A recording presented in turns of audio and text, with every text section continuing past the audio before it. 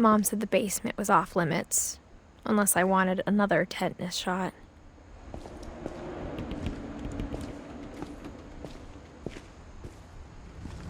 I saw Edie sneak down to the basement once, carrying packages. I thought maybe she was hiding presents.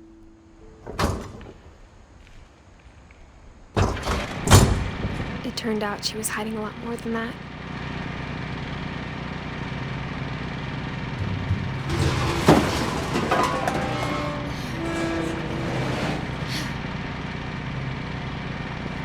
I remember asking Mom once about where Walter had gone. She said after Barbara died, he got as far away as he could. If there's a pattern in all these stories,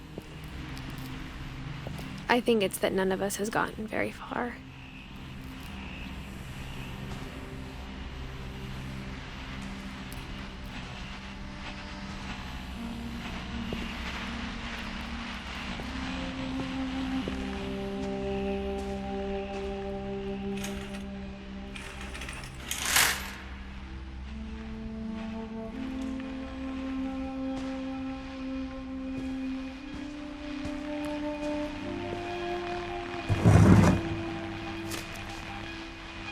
Goodbye, everyone. I can't believe I've been down here for 30 years. On that first day, after the shaking started, I didn't think I'd survive a week.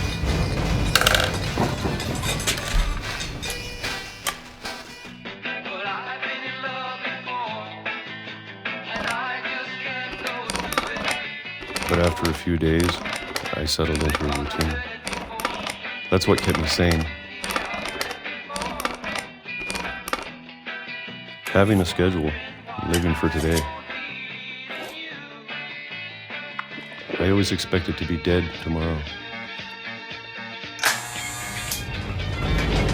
But if you wait long enough, you get used to anything.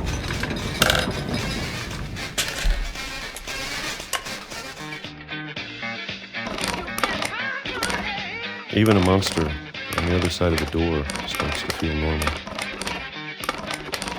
Almost friendly.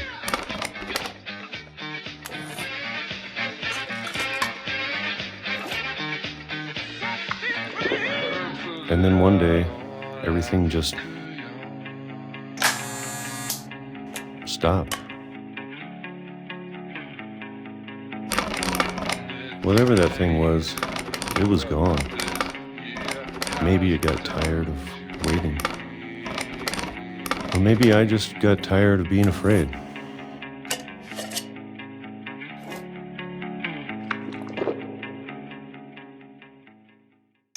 It's been a week now, the longest in 30 years. I'm done waiting. I have to leave while I still can.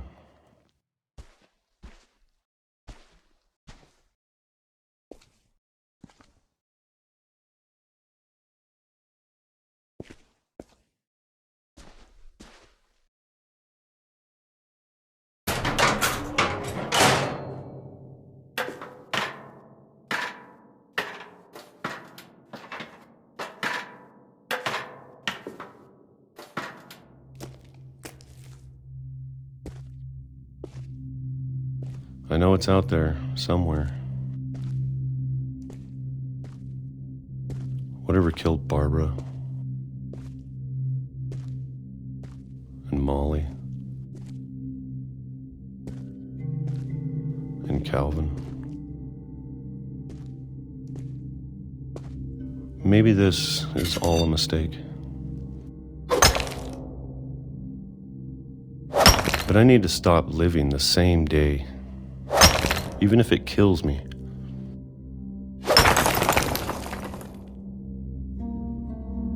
Whatever's out there, I want you to know I'm ready for it. I'm going to appreciate all of it, especially the food. I don't mind if I only have a year left. Or a month. Or a single week. I'd be happy with one new day. I can already imagine the sun on my face.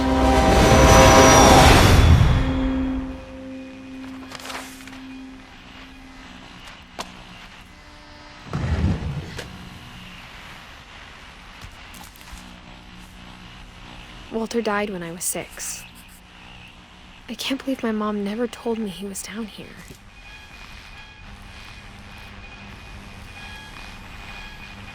I'm sure my mom was trying to protect me.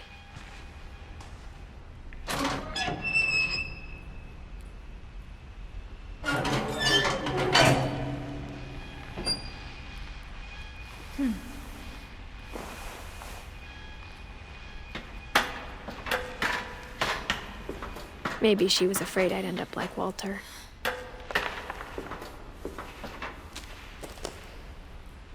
But if she never told me about an uncle under the house, I can only imagine what else she was hiding. I don't want to make the same mistakes she made. Trying to bury something that's still alive.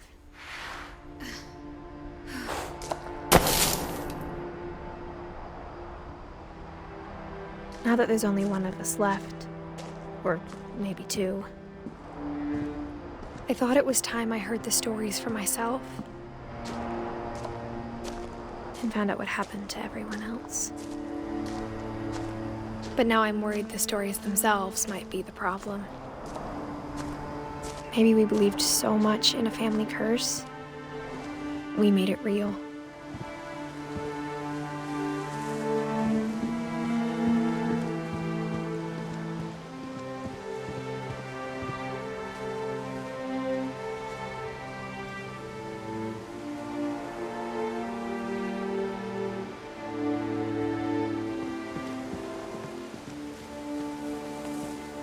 I don't know if I should even be writing this.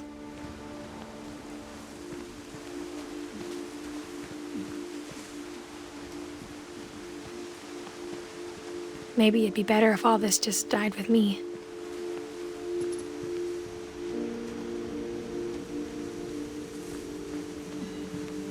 But I thought you should know about your family.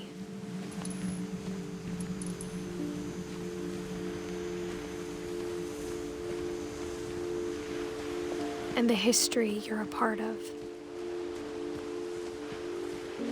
Though to be honest, I feel as lost as you probably do right now.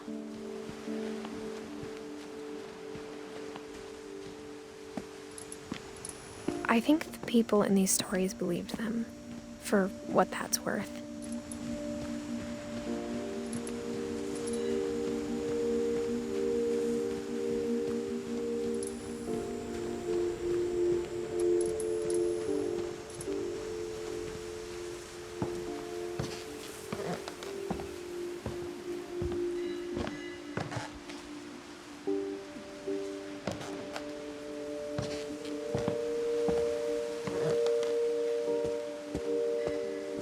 And when you look at the house, that history of imagination and stubbornness and madness, any of it seems possible.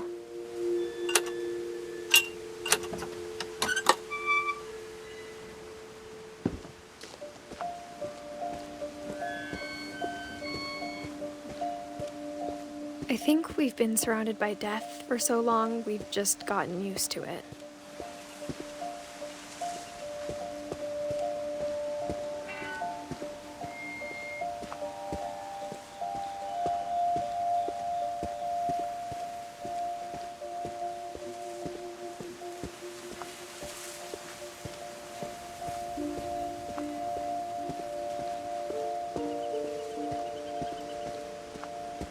What kind of family finishes building a cemetery before starting the house?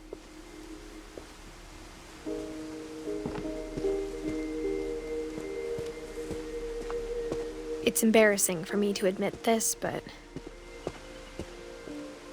the pet cemetery made me more uncomfortable than the human one. 3 of the gerbils are mine, and 2 had been my fault.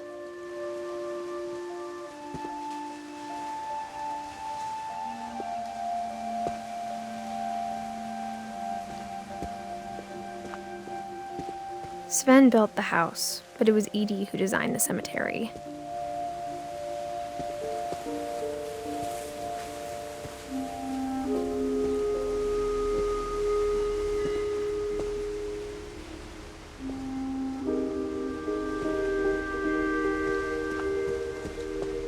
I'm sure Odin's monument had been Edie's idea. My mom was always trying to move on, but for Edie, the past never went away.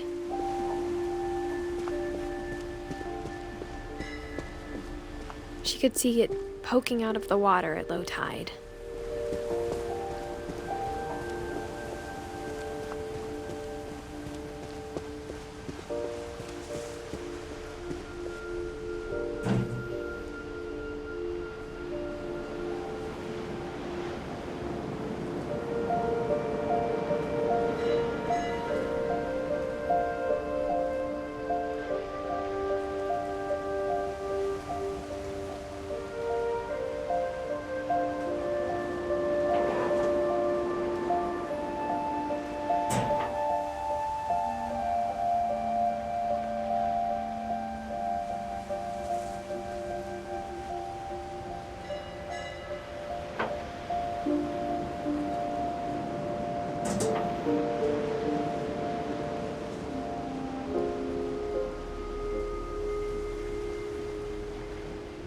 Edie said she dreamed about the old house every night.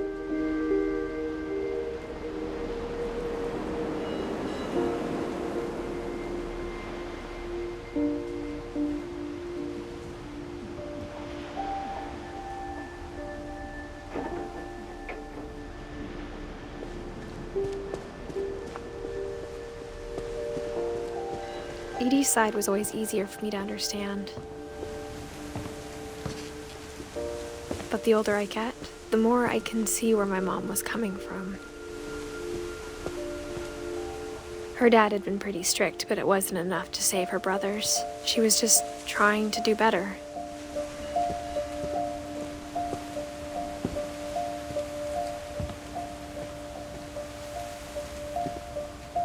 She lost 2 of her brothers, just like I did. I get why she tried so hard to protect us.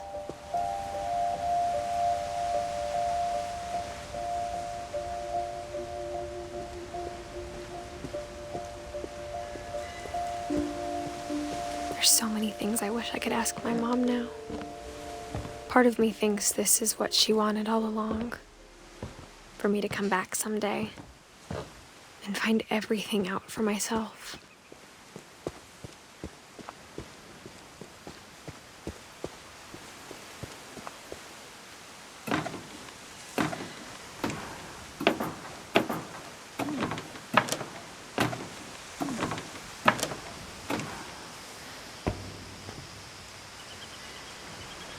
But looking back on it now,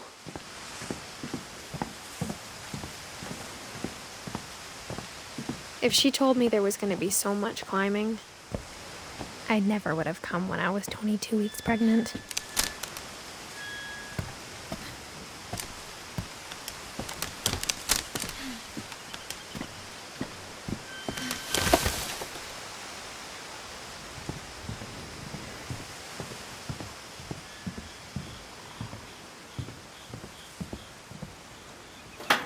I never met Grandpa Sam, but I think he and my mom had a lot in common.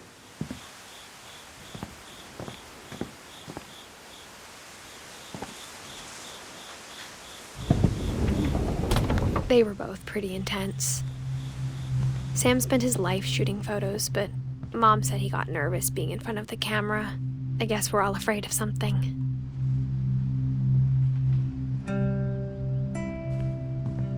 Instead of hiding from death, Sam seemed to go out of his way to meet it.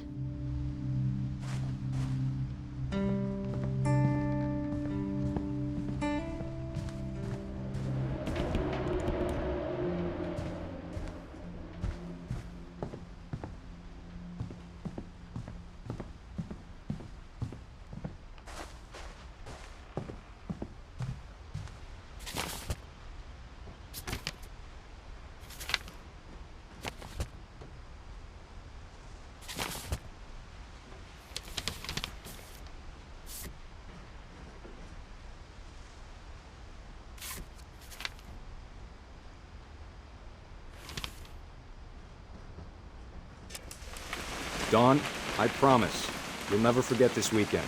Yes, sir. These memories are gonna last a lifetime. Am I gonna have to shoot anything? It's a hunting trip, Dawn. Shooting is strongly encouraged. Not quite. What? Perfect. It's gonna rain the whole weekend, isn't it? Please just take the damn picture. Hey, language.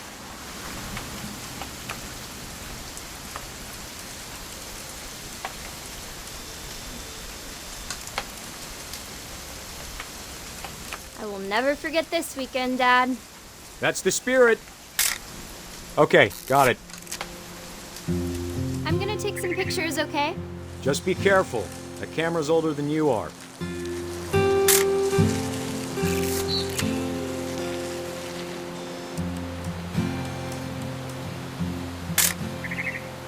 You're right, Dad. It's starting to clear up. Still freezing, though.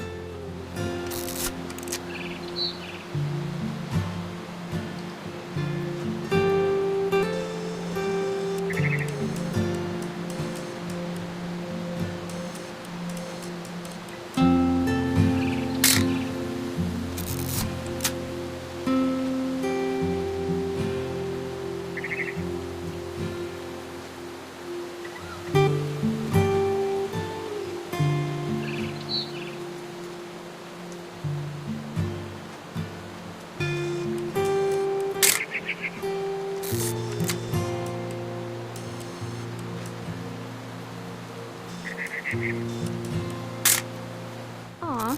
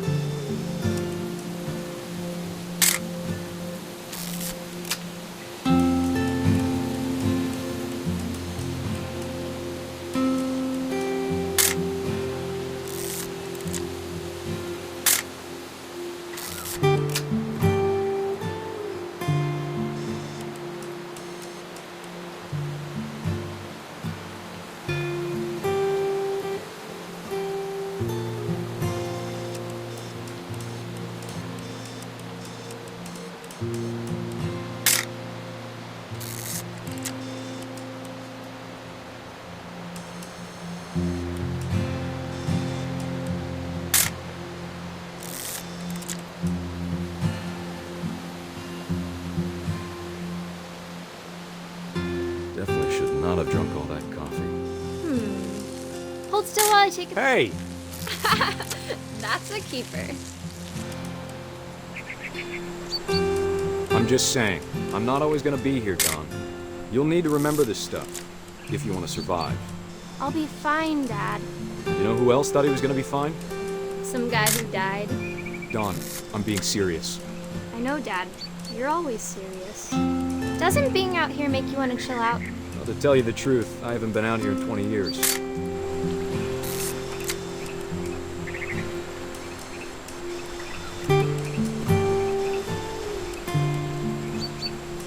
Last time I was with my brother Calvin. Man, that was a great trip. Your grandpa Sven taught us how to fish, how to build a fire. We found an old logging trail. There were deer everywhere. I bet if I could remember where that trail was, we'd spot a buck for you in no time. Dawn, don't you think you could find something more interesting to photograph? Give me a minute to check the map.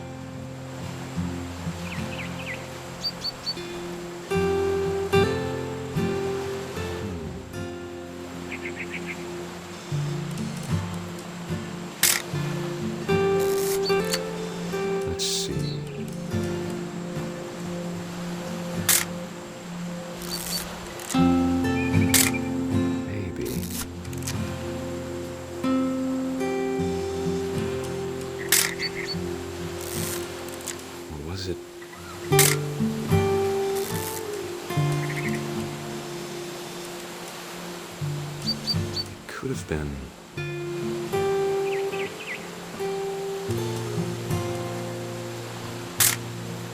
You don't need to waste any more film on me, kiddo.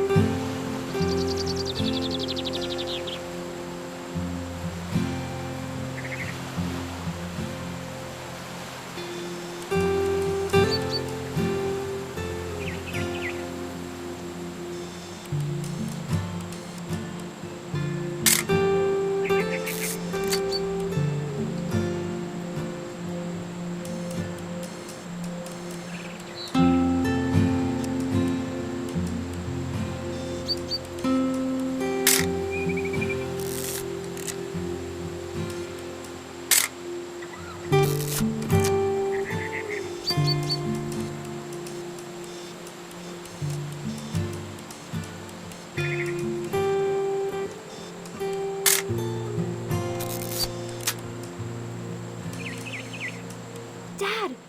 Good eyes, Dawn.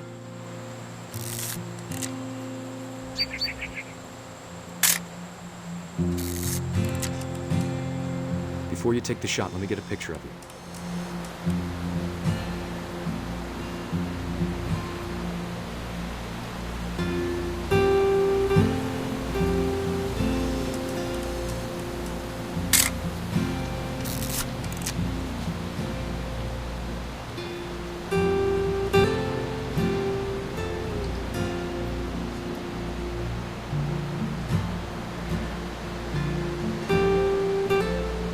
Dad, I...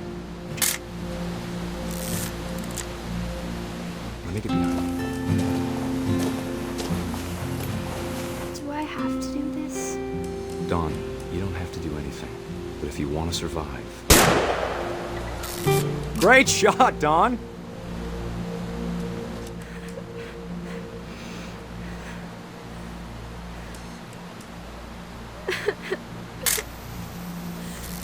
I'm proud of you, Dawn. Always remember that, okay?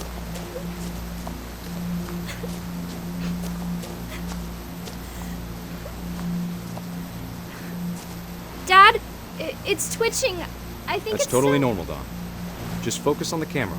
Try not to think about... Dad!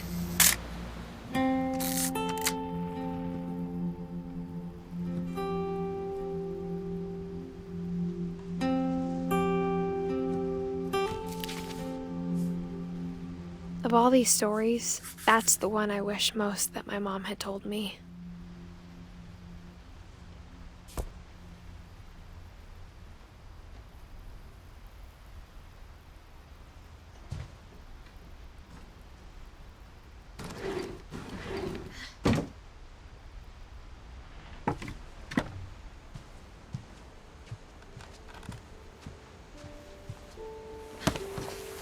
After Sam died, my mom and Edie got really close. They'd both lost a lot.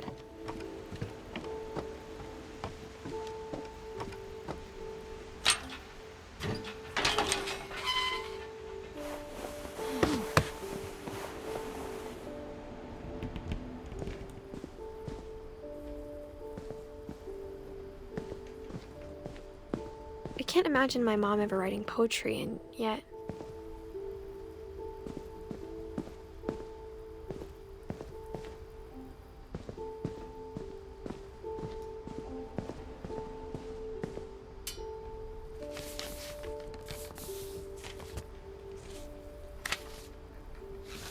Dear Kay, do you remember the way Gregory used to laugh when he thought he was alone?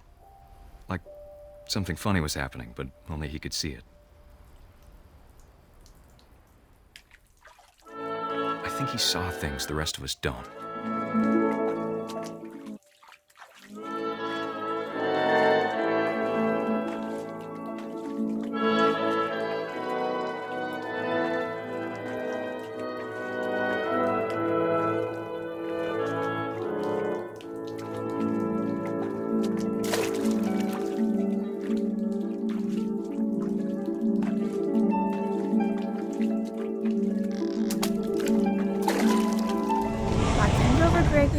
time to...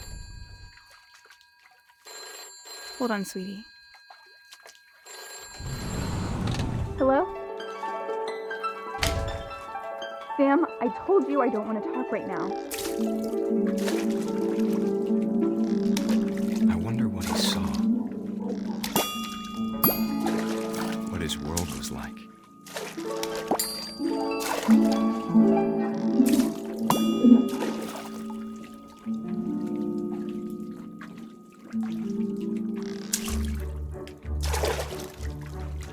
It reminded me so much of Calvin. Lost in his imagination. Whatever it was he saw.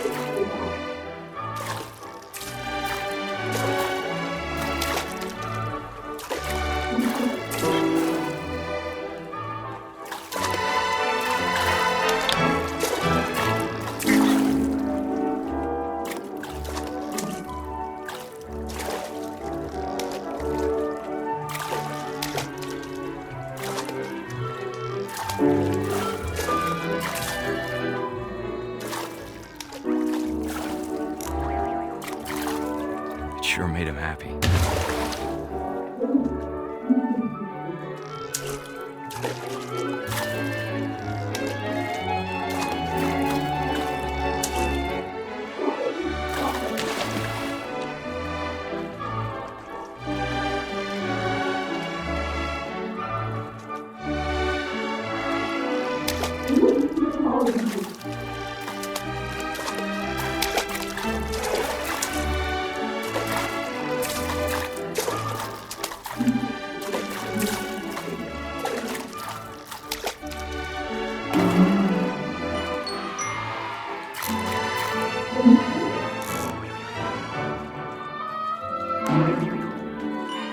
I know how silly it sounds.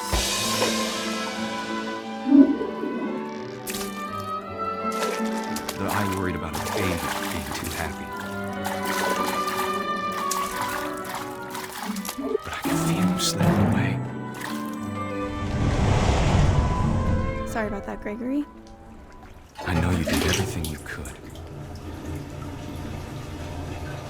Maybe if I hadn't called that night. Damn it. I wish he could have told us Hold on, I don't want to think about it. about the world he saw.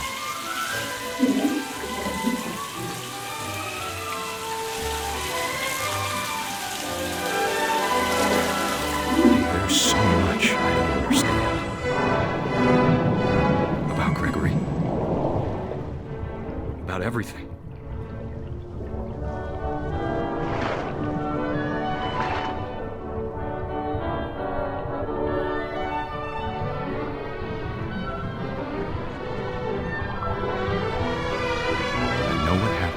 Wasn't your fault.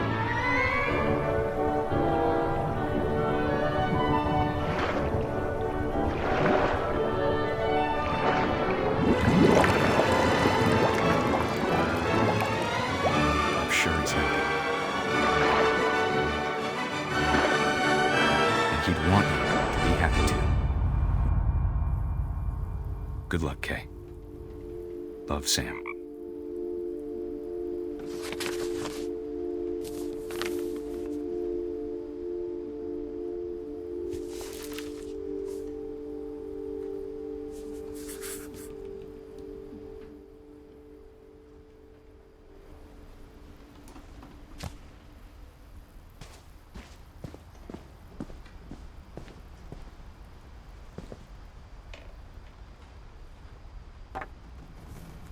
A poem for Gus, who always said the wedding was a bad idea.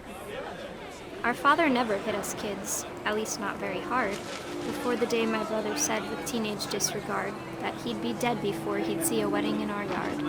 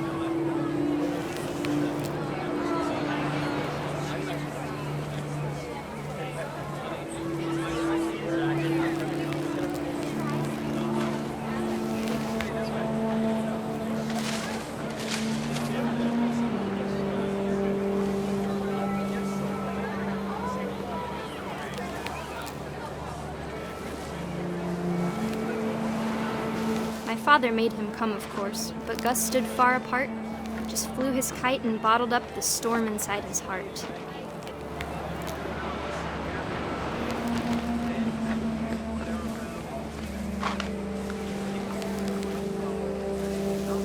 I tried to talk him out of it, but though he'd never met her, we don't need a stepmom, were the words that I now remember. pronounce you husband and wife.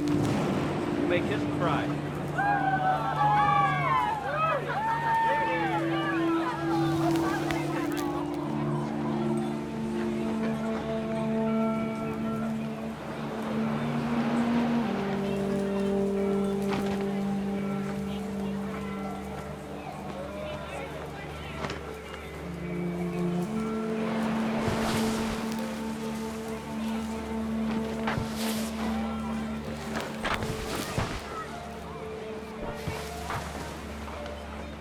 When the time for photos came, Dad ordered him to come here.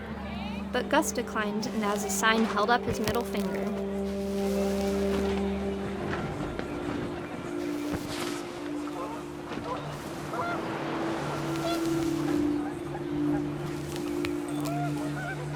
The wind picked up, and panicked geese appeared and quickly went.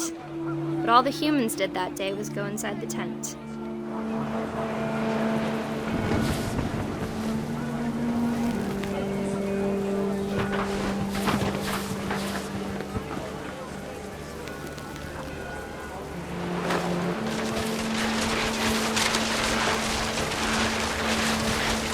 Rain came down in buckets then, but no one seemed afraid that nature might destroy the tent our dad had crudely made.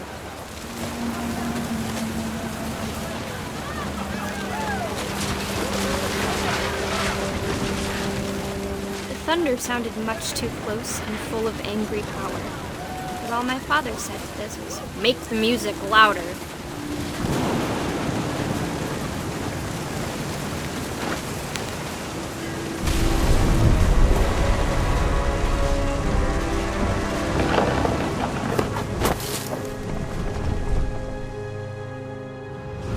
I wish that I could truly say I thought about you on that day. Out there on the beach alone, just you, the wind, the sea, and foam. But I didn't, until we found you.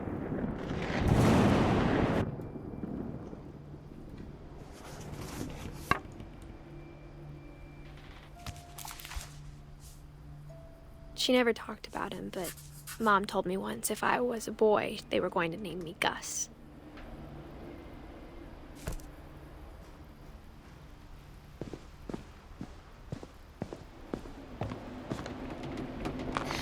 My mom moved up to the loft after her brothers died. At the time, it was as far away as she could get.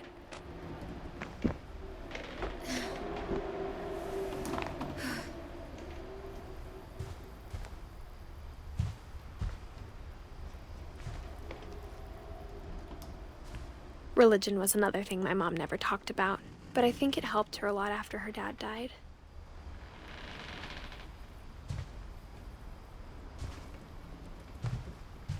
She spent a summer building houses in Calcutta, where she met my dad, Sanjay.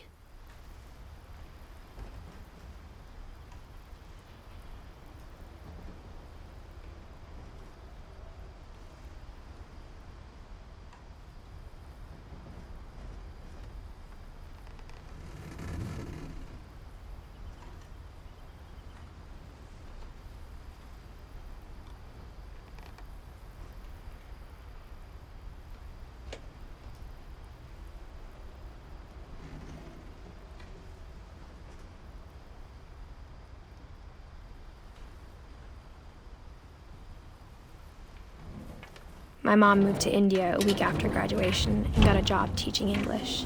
Louis was born a year later.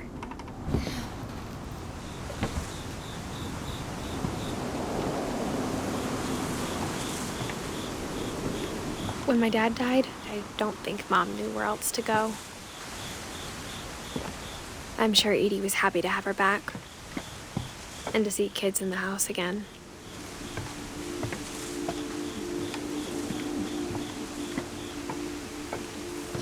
The house had to get a little bigger, but Edie was used to that.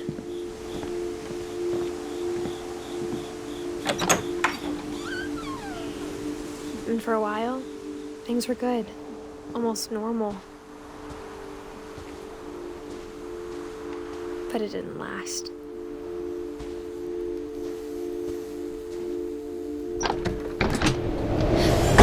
The beginning of the end was Milton's 10th birthday, when Edie gave him a castle.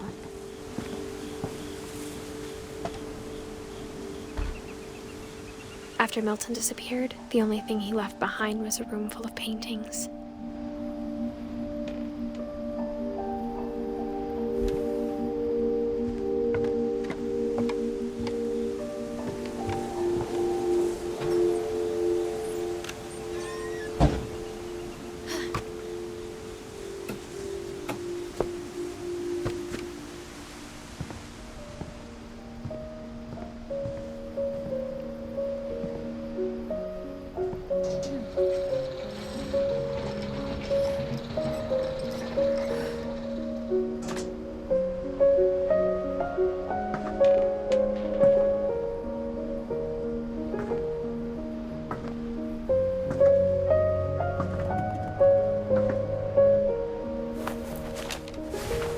Milton Finch in The Magic Paintbrush.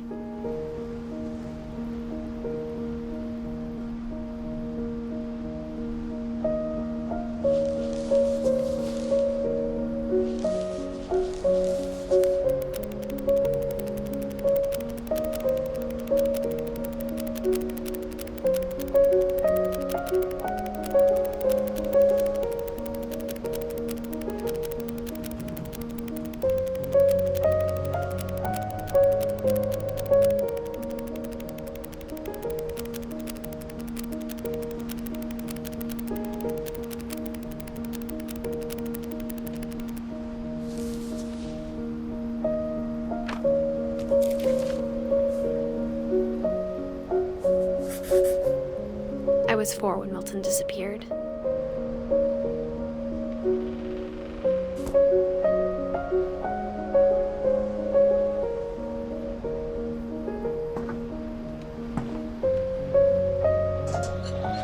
Mom spent months searching for my brother. Then she sealed the doors.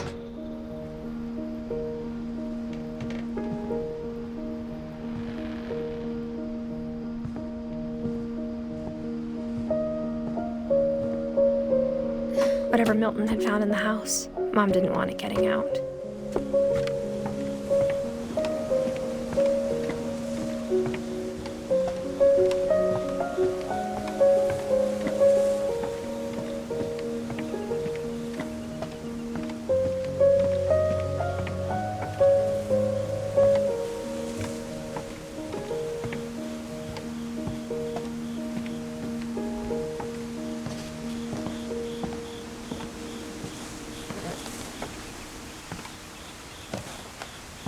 Mom definitely blamed Edie, but I think Louis blamed himself.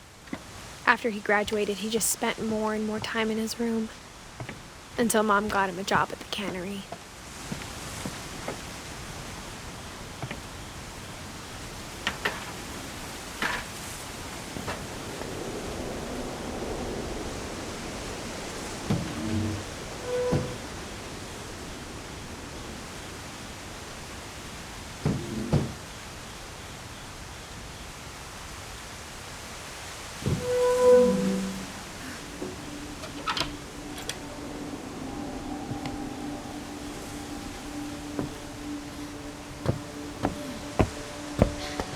Lewis's room smelled very, very familiar.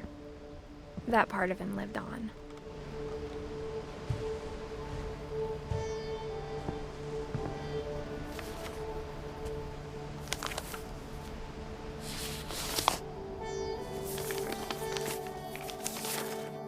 Dear Mrs. Finch, as Lewis's psychiatrist, I can understand your desire for an explanation.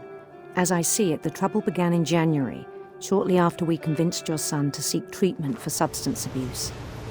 Newly sober, I believe Lewis first noticed the monotony of his daily life.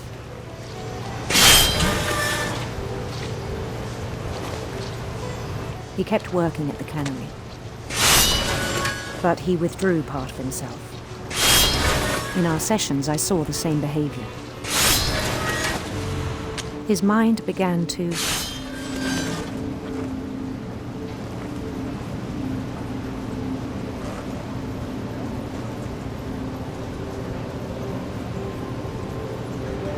wander.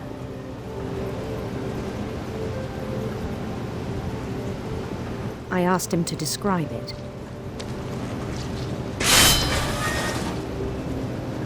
He said he started small.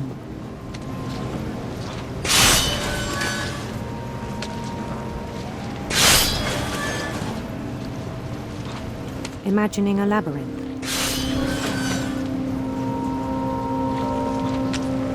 He'd feel his way about.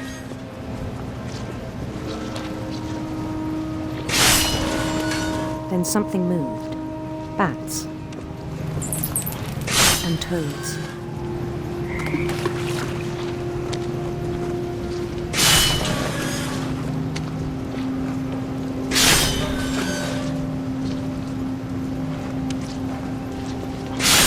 And things that have not names.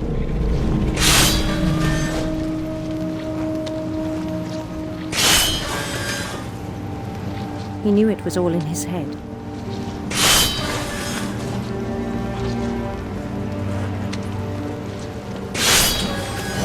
But he took it very seriously.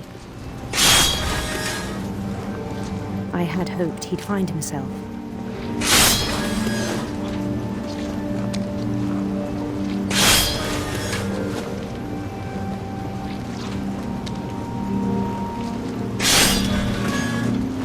But he found something more.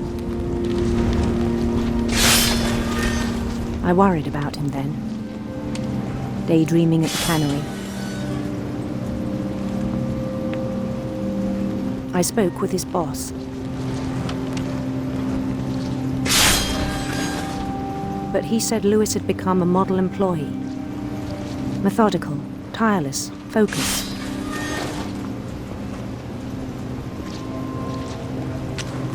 Like a whole new Lewis. So I let him go on.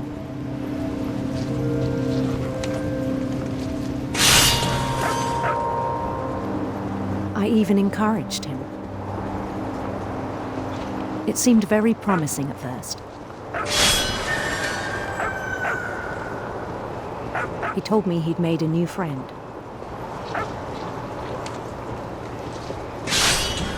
On the edge of a city he named Lewis Topia. He built the city up slowly, brick by brick. Then he made musicians.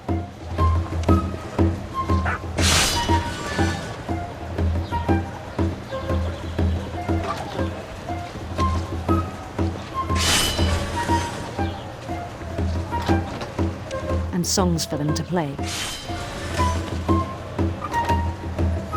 He talked about starting a band.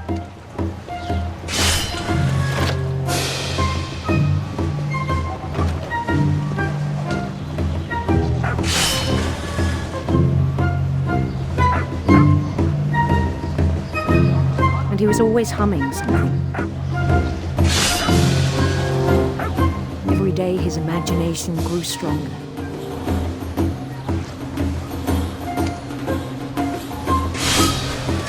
He no longer spoke at the cannery. But his chopping was as reliable as ever. Then one day it struck him. That all the cheering crowds, even the stones under his feet, were all in his imagination, so he could do whatever he wished.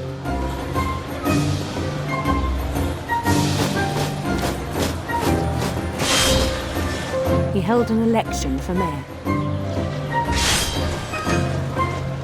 and he won.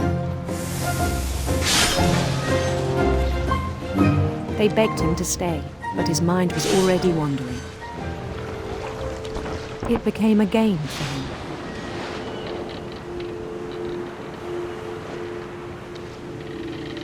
He'd conquer a city, then immediately push on. New Louisville.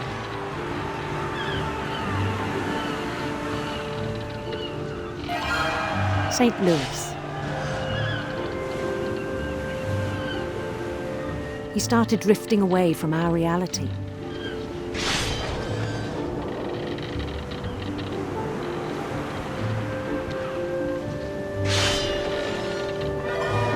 Minneapolis, until one day he forgot to go home from the cannery. Even as his mother pleaded with him, part of Louis kept sailing on.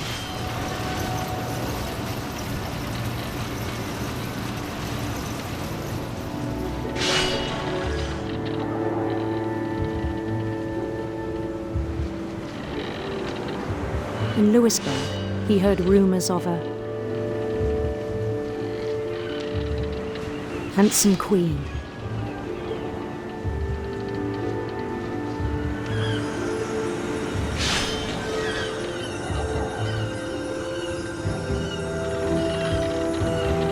The queen was on her own quest for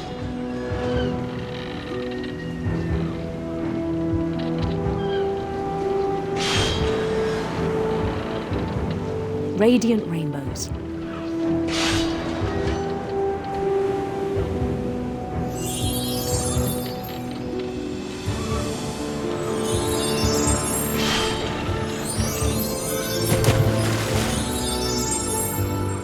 He followed the sound of her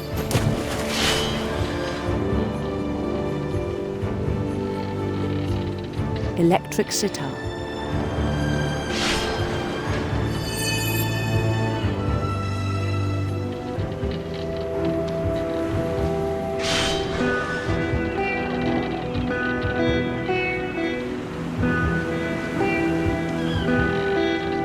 His chase led him to a golden palace east of the sun and west of the moon. Even then, his logic remained sound.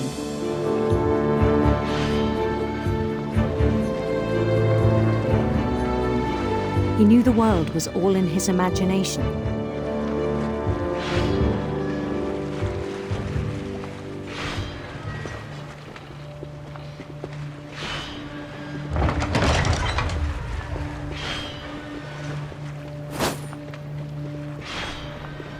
But he was so proud of having created it.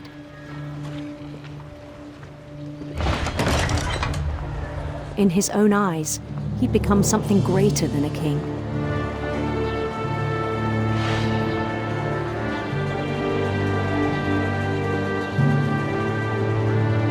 For someone who'd never known success in the real world, I think it was overwhelming. And then it struck him that the real Louis was not the one chopping salmon, but the one climbing the steps of a golden palace.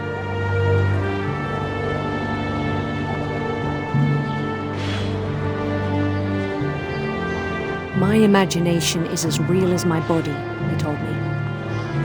It was hard to argue with him.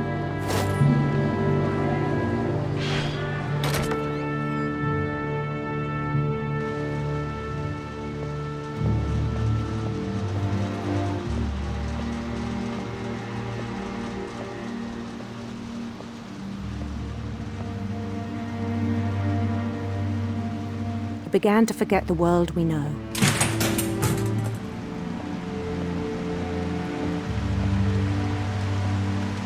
I think it pained him to remember Louis, the cannery worker.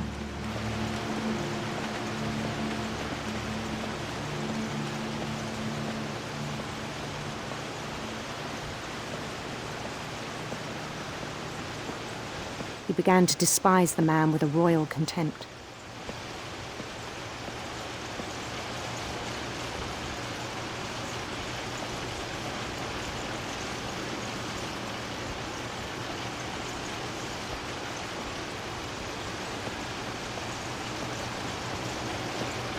I still thought I could save him.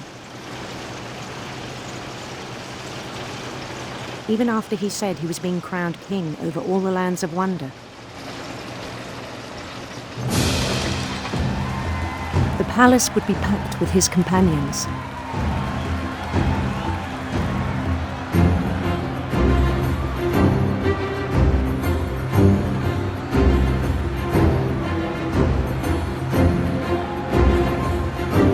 Including the wise Calico who'd insisted on advising him.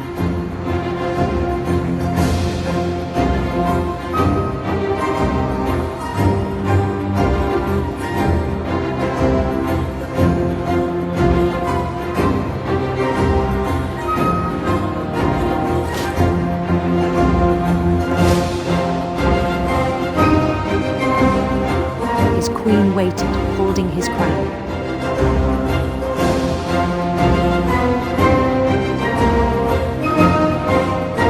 There was only one thing left to do.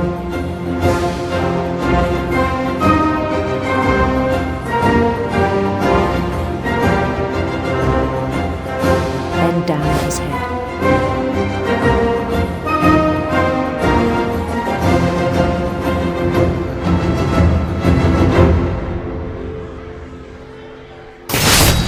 And the rest I think you know.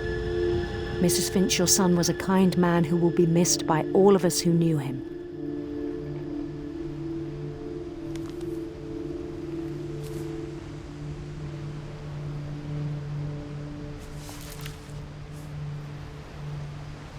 My brother was really cool.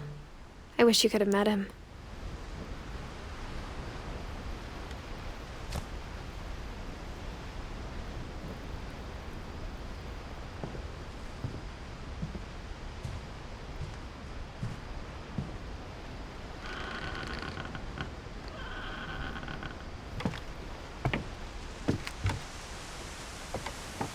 On the way back from Lewis's funeral, my mom told me to start packing. She waited until the day before we left to tell Edie. I'm not sure if she wanted to make it easier or harder.